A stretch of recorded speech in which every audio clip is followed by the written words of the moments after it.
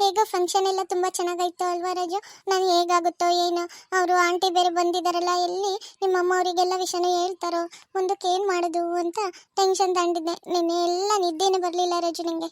ಆ ಥರ ಏನೂ ಆಗಲ್ಲ ಅಂತ ನಾನು ನಿನಗೆ ನೆನ್ನೆನೇ ಹೇಳಿಲ್ವೇನಮ್ಮ. ಪಾಪ ಅವರು ತುಂಬ ಒಳ್ಳೆಯರು.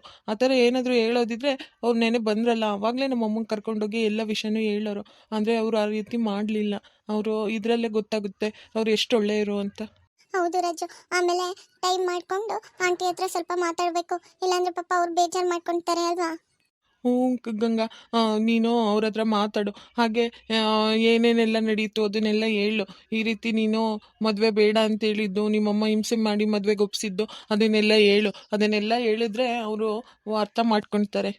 ಹ್ಞೂ ರಾಜು, ಅಂದಂಗೆ ನಮ್ಮ ಅಪ್ಪಂಗೂ ಈ ರಿಸೆಪ್ಷನಿಗೆ ಕರೀತಿದ್ರೆ ನಂಗೆ ಇನ್ನೂ ತುಂಬ ಖುಷಿ ಆಗೋದು. ಆದರೆ ಯಾರು ನಮ್ಮ ಅಪ್ಪಂಗೆ ಕರೀರಿ, ನಿಮ್ಮ ಮನೇಲಿ ಯಾರು ಇದ್ದಾರೆ ಯಾರಿಲ್ಲ ಅಂತ ಯಾರು ಒಬ್ಬರು ಒಂದು ಮಾತು ಹೇಳಿಲ್ಲ. ಅವರು ಬರ್ತಿದ್ರೆ ಇಷ್ಟೆಲ್ಲ ಮಾಡಿರೋದು ನೋಡಿ ನಮ್ಮ ಅಪ್ಪನೂ ತುಂಬ ಖುಷಿ ಪಡ್ತಿದ್ರು ರಾಜು. ಈಗ ಏನು ಮಾಡೋದು ಗಂಗಾ? ಸಡನ್ನಾಗಿ ರಿಸೆಪ್ಷನ್ ಮಾಡೋಣ ಅಂತ ಫಿಕ್ಸ್ ಆಗಿಬಿಟ್ರಲ್ಲ, ಹಾಗಾಗಿ ಏನೂ ಮಾಡೋಕ್ಕಾಗಲಿಲ್ಲ.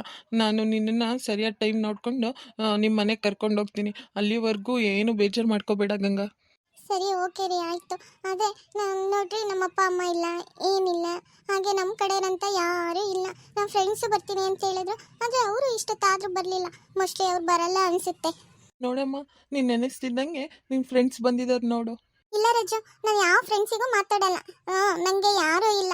ಯಾಕಂದ್ರೆ ಎಲ್ಲ ಫಂಕ್ಷನ್ ಮುಗಿದು ಎಂಡ್ ಆದ್ಮೇಲೆ ನನ್ನ ಫ್ರೆಂಡ್ಸ್ ಬರ್ತಿದ್ದಾರೆ. ಫಸ್ಟ್ ಏನು ಅಂತ ಹೇಳಿದ್ದು, ನೀನು ಖುಷಿ ಖುಷಿಯಾಗಿರ್ಬೇಕು, ಚೆನ್ನಾಗಿರ್ಬೇಕು, ಬರ್ತೀವಿ ನಾವು, ತಪ್ಪದೆ ಮಿಸ್ ಮಾಡಲ್ಲ ಅಂತ ಹೇಳ್ಬಿಟ್ಟು ಇಷ್ಟೊತ್ತಾಗಿ ಎಲ್ಲ ಫಂಕ್ಷನ್ ಎಲ್ಲ ಮುಗಿದ್ಮೇಲೆ ಈಗ ಬರ್ತಿದ್ದಾರೆ.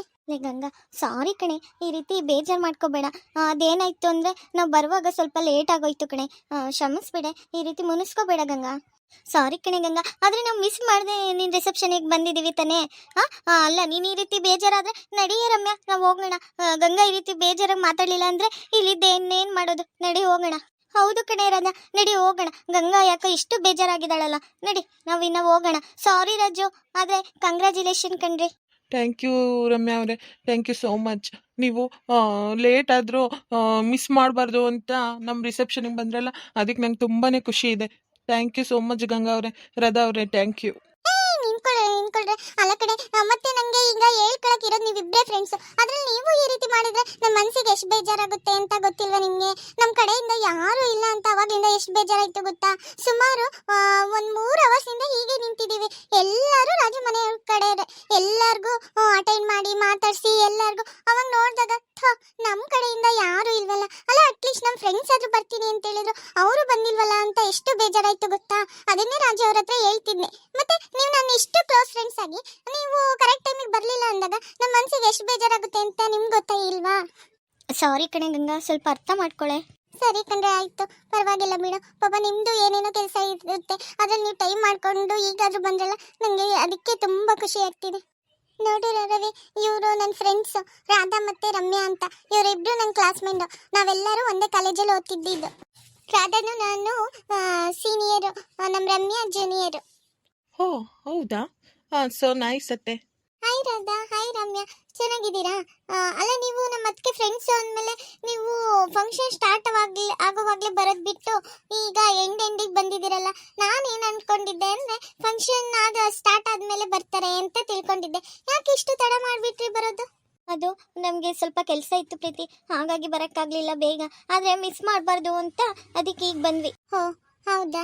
ಹಿಂಗೋ ಬಂದ್ರಲ್ಲ, ಮಿಸ್ ಮಾಡಿದೆ. ಅದೇ ತುಂಬ ಖುಷಿ ಆಗ್ತಿದೆ ನಿಮ್ಮನ್ನೆಲ್ಲ ನೋಡಿ. ಸರಿ, ಅದಕ್ಕೆ ಎಲ್ಲರನ್ನೂ ಕರ್ಕೊಂಡು ಊಟಕ್ಕೆ ಬರ್ರಿ. ಅಪ್ಪ ಊಟಕ್ಕೆಲ್ಲ ಕರೀತಿದ್ದಾರೆ. ಇನ್ನೇನು ಎಲ್ಲರೂ ಬಂದಾಯ್ತು. ಈಗ ಬಂದು ಎಲ್ಲರೂ ಕುತ್ಕೊಂಡು ಊಟ ಮಾಡ್ರಿ ಅಂತ ಹೇಳ್ತಿದ್ರು, ಅದಕ್ಕೆ ಕರೆಯೋಕ್ಕೆ ಬಂದೆ. ನಡಿಯೇ ರಾಧಾ, ರಮ್ಯಾ, ಎಲ್ಲರೂ ನಡೀರಿ, ಎಲ್ಲರೂ ಕುತ್ಕೊಂಡು ಒಟ್ಟಿಗೆ ಊಟ ಮಾಡೋಣಂತೆ. ಹಾಂ ಸರಿ, ಎಲ್ಲರೂ ನಡೀರಿ, ಎಲ್ಲರೂ ಜೊತೆಲೆ ಕೂತು ಊಟ ಮಾಡೋಣ. ಗಂಗಾ, ನಾವಿನ್ನ ಹೊರಡ್ತೀವಿ ಕಣಮ್ಮ. ಇನ್ನೇನೆಲ್ಲ ಮುಗೀತಲ್ಲ, ಎಲ್ಲದೂ ರಿಸೆಪ್ಷನ್ ಎಲ್ಲ ಆಯ್ತಲ್ಲ, ನಾನು ಹೊರಡ್ತೀನಿ ಈಗ. ನಾನು ಸುಂದ್ರ ನಮ್ಮೂರಿಗೆ ಹೋಗ್ತಿದ್ದೀವಿ. ಸರಿ ಕಣಮ್ಮ, ಹುಷಾರಾಗಿರು. Thank you so much aunty. ನೀವೇನು ಬಂದಿದ್ದು ನೋಡಿ ತುಂಬ ಭಯ ಪಟ್ಟಿದ್ದೆ. ನೀವೆಲ್ಲಿ ಎಲ್ಲ ವಿಷಯನೂ ನಮ್ಮ ಅತ್ತೆ ಹತ್ರ ಹೇಳ್ಬಿಡ್ತೀರೋ ಅಂತ ತುಂಬಾ ಭಯ ಪಟ್ಕೊಂಡಿದ್ದೆ ಆಂಟಿ. ಸಾರಿ ಆಂಟಿ, ಆದರೆ ನೀವು ನಮ್ಮ ಅತ್ತೆ ಹತ್ರ ಏನು ಹೇಳಿಲ್ಲ, ಹಾಗಾಗಿ ನಂಗೆ ತುಂಬಾ ಖುಷಿ ಆಗ್ತಿದೆ ಆಂಟಿ. ನೀನು ಅಷ್ಟು ಕ್ರೂರಿ ಅಂತ ತಿಳ್ಕೊಬೇಡ ಗಂಗಾ. ಆ, ಅಲ್ಲ, ನನ್ನ ಸಂತೋಷಕ್ಕೋಸ್ಕರ ಬೇರೆಯವ್ರ ಖುಷಿನ ಬಲಿ ಕೊಡ್ತೀನಿ ಅಂತ ನೀನು ಆ ರೀತಿ ಯಾಕೆ ತಿಳ್ಕೊಂಡೆ? ಅಲ್ಲ, ನಾನು ನಿಂಗೆ ಅಷ್ಟು ಪ್ರೀತಿಯಿಂದ ಮಗಳೇ ಮಗಳೇ ಅಂತ ಕರಿತಿರುವಾಗ ನೀನ್ ಒಂದ್ ಮಾತು, ಆಂಟಿ ನಂಗೆ ಈ ಮದ್ವೆ ಇಷ್ಟ ಇಲ್ಲ, ನಮ್ ಚಿಕ್ಕಮ್ಮ ಹಿಂಸೆಯಿಂದ ನಂಗೆ ಮದ್ವೆ ಒಪ್ಸಿ ಇಷ್ಟೆಲ್ಲ ಮಾಡಿಸ್ತಿದ್ದಾರೆ ಅಂತ ನೀನ್ ನಂಗೆ ಒಂದ್ ಮಾತು ಹೇಳ್ತಿದ್ರೆ ಸಾಕಿತ್ತು ಗಂಗಾ. ನಾನು ಮುಂದೆ ನಿಂತು ಈ ಮದ್ವೆನ ನಿಲ್ಲಿಸ್ತಿದ್ದೆ. ಯಾಕಂದ್ರೆ ನೀನು ನನ್ನ ಮನ್ಸಿಗೆ ಅಷ್ಟು ಇಷ್ಟ ಆಗಿದ್ದೆ ಗೊತ್ತಾ. ಅದನ್ನ ಬಿಟ್ಟು ನೀನು ಈ ರೀತಿ ಎಲ್ಲ ಅರೇಂಜ್ಮೆಂಟ್ಸ್ ಆದ್ಮೇಲೆ ಈ ರೀತಿ ಹೋಗಿದ್ ನೋಡಿ ನನ್ನ ಮನ್ಸಿಗೆ ಎಷ್ಟು ಬೇಜಾರಾಯ್ತು ಅಂದ್ರೆ ಹೇಳ್ಕೋಬಾರ್ದು ಅಷ್ಟು. ನೀನ್ ಹೋದ್ಮೇಲೆ ಅಲ್ಲಿ ಏನೇನೆಲ್ಲ ಆಯ್ತು ಅಂತ ನಿಂಗೆ ಗೊತ್ತಾ ಗಂಗಾ. ನಮ್ಮ ಮಾನ ಮರ್ಯಾದೆ ಎಲ್ಲ ಹೋಯ್ತು ಗೊತ್ತಾ. ಆದ್ರೂ ನಾನು ಈಗ ನನ್ನ ಫ್ರೆಂಡ್ ಹತ್ರ ಏನೂ ಇರ್ಲಿಲ್ಲ. ಯಾಕೆ ಹೇಳು? ಹೆಂಗೋ ನೀನು ಇಷ್ಟಪಟ್ಟು ಈ ಹುಡುಗ ಮದ್ವೆ ಆಗಿದೀಯಾ, ಖುಷಿಯಾಗಿರೋ, ಚೆನ್ನಾಗಿರೋ, ಅದನ್ನ ನೋಡಿ ನಾವು ಸಂತೋಷ ಪಡ್ತೀವಿ. ಹಾಗಾಗ್ಬಿಟ್ಟು ನಾನು ನನ್ನ ಫ್ರೆಂಡ್ ಹತ್ರ ಏನೂ ಹೇಳಿಲ್ಲ, ಮುಂದಕ್ಕೂ ಅವಳ ಹತ್ರ ಏನೂ ಹೇಳಲ್ಲ. ಈಗ ಚೆನ್ನಾಗಿರೋ, ಖುಷಿಯಾಗಿರೋ, ಅಷ್ಟೇ ಸಾಕು. ನಾನು ಸುಮಾರು ಸತಿ ನಮ್ಮ ಚಿಕ್ಕಮ್ಮನ ಹತ್ರ ಹೇಳ್ದೆ ಆಂಟಿ ನಂಗೆ ಮದ್ವೆ ಇಷ್ಟ ಇಲ್ಲ, ಹೇಗಾದ್ರೂ ನಿಲ್ಸಿ. ನಂಗೆ ಪಾಪ ಅವ ಆಂಟಿ ತುಂಬಾ ಒಳ್ಳೆಯವರು, ಅವ್ರ ಹತ್ರ ಹೇಳಕ್ ನಂಗೆ ಧೈರ್ಯ ಸಾಲ್ತಿಲ್ಲ. ಹೇಗಾದ್ರೂ ಮಾಡಿ ಈ ಮದ್ವೆನ ನಿಲ್ಸಿ ಅಂತ ಹೇಳಿದ್ರು. ನಮ್ಮ ಚಿಕ್ಕಮ್ಮ ಕೇಳ್ದಲೆ ನಂಗೆ ಹೊಡೆದು ಬಡ್ದು ಈ ಒಂದು ಮದ್ವೆಗೆ ಒಪ್ಸಿದ್ರು. ಅಂದ್ರೆ ನಂಗೆ ಮನ್ಸೇ ಒಪ್ತಿರ್ಲಿಲ್ಲ ಆಂಟಿ ಆ ಮದ್ವೆ ಆಗಕ್ಕೆ. ಆಗ್ಬಿಟ್ಟು ಅಷ್ಟೊತ್ತಿಗೆ ದೇವ್ರಂಗ್ ಬಂದು ನಂಗೆ ರಾಜು ಕಾಪಾಡಿದ್ರು. ಇದು ಆಂಟಿ, ಇದರಲ್ಲಿ ಗಂಗಂದು ಏನೂ ತಪ್ಪಿಲ್ಲ. ಯಾಕಂದರೆ ಗಂಗಾ ಫಸ್ಟಿಂದನೂ ಈ ಮದುವೆ ಇಷ್ಟ ಇಲ್ಲ ಅಂತಲೇ ಹೇಳಿದ್ದೆ ಹೊತ್ತು ಒಂದು ದಿವಸನೂ ನಂಗೆ ಇಷ್ಟ ಇದೆ ಅಂತ ಹೇಳಲಿಲ್ಲ.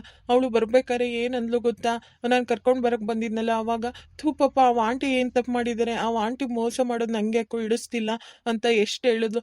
ಆದರೆ ನಾವು ಆ ಒಂದು ಮದುವೆ ನಿಲ್ಸೋಕ್ಕೋಸ್ಕರ ಈ ರೀತಿ ಎಲ್ಲ ಮಾಡಲೇಬೇಕಾಯ್ತು. ಥ್ಯಾಂಕ್ ಯು ಆಂಟಿ, ನೀವು ಯಾವುದೇ ವಿಷಯ ಆಗಲಿ ನಮ್ಮ ಅಮ್ಮನ ಹತ್ರ ಹೇಳ್ದಲೇ ಇರೋದಕ್ಕೆ ಥ್ಯಾಂಕ್ ಯು ಸೋ ಮಚ್. ನಾವಿಬ್ಬರು ಈ ಋಣನ ಹೇಗೆ ತೀರಿಸ್ಬೇಕು ಅಂತಾನೆ ಗೊತ್ತಾಗ್ತಿಲ್ಲ. ಸರಿ ಕಣಪ್ಪ ರಾಜು, ಸರಿ ಕಣಮ್ಮ ಗಂಗಾ, ಇಬ್ರು ಖುಷಿಯಾಗಿರಿ, ಯಾವುದೇ ರೀತಿ ಟೆನ್ಷನ್ ತಗೋಬೇಡ್ರಿ, ಏನೂ ಆಗಲ್ಲ. ನಾನು ಯಾವತ್ತಿಗೂ ಏನು ನಿಮ್ಮ ಅತ್ತೆ ಹತ್ರ ಹೇಳಲ್ಲ, ಆಯ್ತಾ? Thank you aunty, thank you so much. ನಿಮ್ಮಂತ ಒಳ್ಳೆ ಮನಸ್ಸು ಎಲ್ಲರಿಗೂ ಇರಲ್ಲ ಆಂಟಿ. ಸರಿ ಕಣಮ್ಮ ಗಂಗಾ, ಬಾಯ್.